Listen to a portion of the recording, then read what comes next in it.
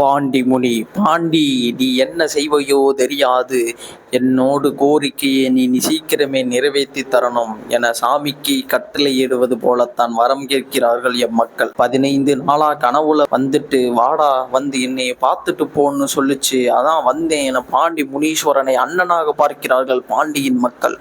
பொங்கலோ, ஆடு வெட்டுவதோ, சுருட்டு வாங்கி வைப்பதோ, பாலாபிஷேகம் செய்வதோ, எப்படி வேண்டுமானாலும் படைத்து பாண்டியை வணங்கலாம். சாமியோட அருளை பெற சடங்குகள் ஒரு தடையாகவே இருந்துவிடக் கூடாது. விரும்பிய வழியில் கடவுளின் அன்பை பெறலாம் என்கின்ற உயர்ந்த தத்துவத்திற்கு உதாரணமாக இருக்கிறது இந்த பாண்டி கோவில். மதுரை வடக்கு பகுதியில் இருந்து மேலமடை பகுதியில் இருக்கிறது பாண்டி முனீஸ்வரர் கோவில். பாண்டியை பற்றி மதுரை மாவட்ட மக்களிடையே பல செவிபதி கதைகள் உண்டு.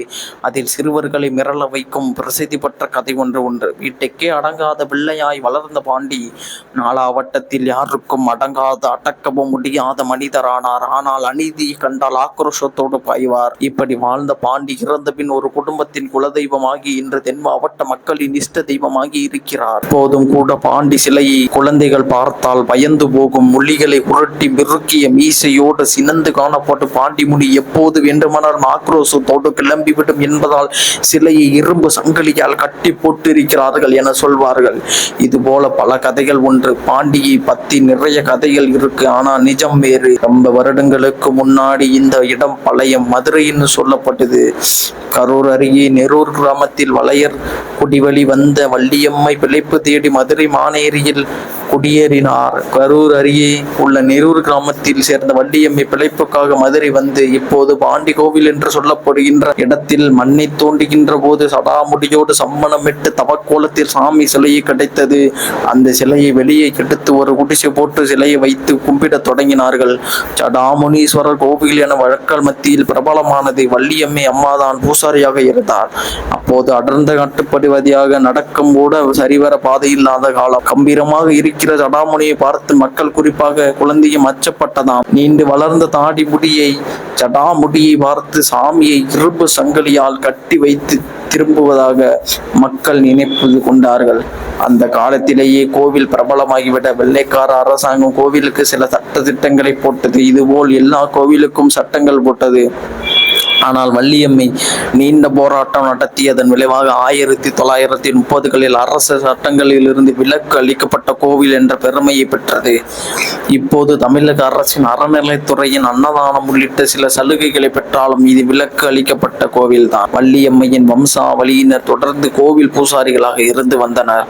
எனது தாத்தா பாண்டி இந்த கோவிலில் பூசாரியாக இருந்தபோது பாண்டி பூசாரி கோவில் என்று அழைக்கப்பட்டு நாளடைவில் ஜடாமுனீஸ்வரர் என்று மாறி பாண்டி முனீஸ்வரர் கோவில் ஆனது என்று வரலாறு உண்டு. பக்தர்கள் கோரிக்கையில் நியாயம் இருந்தா அதை உடனே நிறைவேற்றி வைப்பார் பாண்டி முனி. பில்லி சூன்யம் ஏவல்களில் பாதிக்கப்பட்டவங்க பாண்டி கிட்ட முறையிட்டா உடனே சரி பண்ணுவாரு. குழந்தை இல்லாதவர்கள் தூளி கட்டி வேண்டினால் குழந்தை பாக்கியம் கிடைக்கும் என்கின்றனர். பொதுவாக செவ்வாய் வெள்ளிக்கிழமைகள் தான் கோவிலுக்கு போவது வழக்கம். ஆனால் நல்லவருக்கு ஏது 4 கிழமையும் என்பது போல் செவ்வாய் வெள்ளியோடு ஞாயிற்றுக்கிழமை ரொம்ப விசேஷமாக இருக்கிறது. அன்று பக்தர்கள் கூட்டம் அதிகமாக இருக்கிறது. மேரியோ, மாரியோ, பத்மாவோ, பாத்திமாவோ யார் வேண்டுமானாலும் கோவிலுக்கு வருகிறார்கள். கற்ப கிரகம் வரை சென்று பாண்டியை தரிசிக்கிறார்கள். இப்படி சமயங்களை கடந்த சாமியாக இருக்கிறார் பாண்டி. பொதுவாக வீடுகளில் வெள்ளி செவ்வாயில் அசைவ சமைக்காத உண்ணாத அவர்கள் கூட குடும்பமாக வந்து இங்கு ஆட்டு கிடா வெட்டி அன்றே சமைத்து உண்ணுகிறார்கள். செவ்வாய்க்கிழமையில் 200 கிடா வெட்டு, வெள்ளிக்கிழமையில் 400 கிடா வெட்டு, ஞாயிற்றுக்கிழமையில் 500 கிடா வெட்டு நடக்கிறது. அந்த சுற்றுப்பகுதி எங்கும் கறி குழம்பு வாசம் கமகமக்கிறது. ஆனாலும் பாண்டி முனி சைவச்சாமி என்கின்றனர். நமக்கு திகப்பாகத்தான் இருக்கின்றது. பாண்டி, ஆண்டி, சமயன் என 3 தெய்வங்கள் இங்கே இருக்கு. பாண்டிக்கு கட்டுப்பட்டவர் ஆண்டி. அவருக்கு சுருட்டு வைத்து பக்தர்கள் வேண்டிக் கொள்வார்கள். ஆண்டிக்கு விருப்பமானது மாம்பழ பூசை. பாண்டிக்கு காவலாக இருப்பது சமய கருப்பு சாமி. சமய கருப்பு சாமி சிலைக்கும் தலையில்லை. பாண்டி நிறைவேற்றிய கோவில் கோரிக்கைகளுக்கு பிரதிபலனாக மக்கள் கிடா வெட்டுவது கருப்புக்கு தான். பாண்டி சைவச்சாமி. பொங்கல், படையல், நெய், பால், பன்னீர், சந்தனம், அபிஷேகம் தான் பாண்டிக்கு பிடிக்குமாம். அதை மீறி பாண்டிக்கு எது கொடுத்தாலும் பக்தர்களின் இஷ்டத்தை ஏற்றுக்கொள்கிறார். பாண்டி என்கிறார் ராலிகளில் டிராக்டர்களில், பஸ்களில், வேன்களில் கூட்டம் கூட்டமாக வந்தபடியே இருக்கிறார்கள். மக்கள் நிறைவேறின கோரிக்கைகளை நேர்த்தி கடன் செய்ய வரும் பழைய பக்தர்கள் கோரிக்கைகள் வைப்பதற்காக வரும் புதிய பக்தர்கள் என எல்லா நாளும் கோவில் திருவிழாவாக காட்சியளிக்கிறது. பாண்டி கோவிலில் சமய பேதங்களை கடந்து அருள்பாலித்துக் கொண்டிருக்கிறார் இந்த சைவ முனி. மதுரை பாண்டிமுனீஸ்வரர் கோவிலில் இருக்கிற பாண்டிமுனி என்பது சம தீர்த்தங்கரர் சிற்பம் என்று தொல்லியல் துறை ஆய்வு சொல்கிறது.